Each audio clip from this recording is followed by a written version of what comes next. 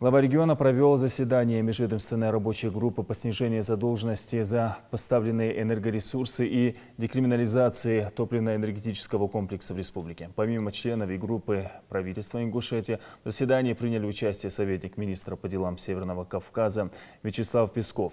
По словам вице-премьера Зяудина Даурбекова, населением произведена оплата в размере 147 миллионов рублей или 39%, что на 5% больше в сравнении с аналогичным периодом прошлого года. Однако в деятельности филиала Мирска Северного Кавказа Мингушэнерго имеются некоторые недостатки, о чем свидетельствуют частые отключения и перепады напряжения при электроснабжении. В ходе заседания глава республики дал ряд поручений. Он считает, что в каждом населенном пункте необходимо создать межведомственные рабочие группы, которые на совещаниях в правительстве будут обсуждать проблемы своих участков, пути их решения.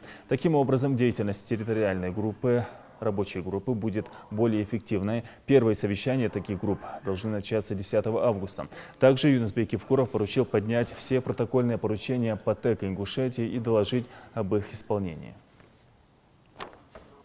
Организациями и учреждениями, финансируемыми из республиканского и местного бюджета по состоянию на 1 июля 2017 года произведена оплата за потребленный газ в размере 66,5 миллионов рублей или 119,5% с учетом погашения ранее сформировавшейся задолженности, а также предоплаты, что больше в сравнении с аналогичным периодом 2016 года на 23,7%.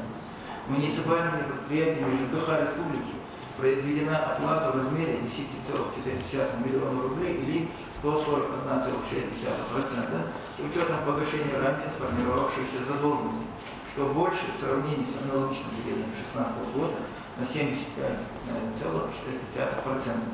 Населением произведена оплата в размере 418,6 миллионов рублей или 44,4%, что ниже в сравнении с аналогичным периодом 2016 года на 13,1%.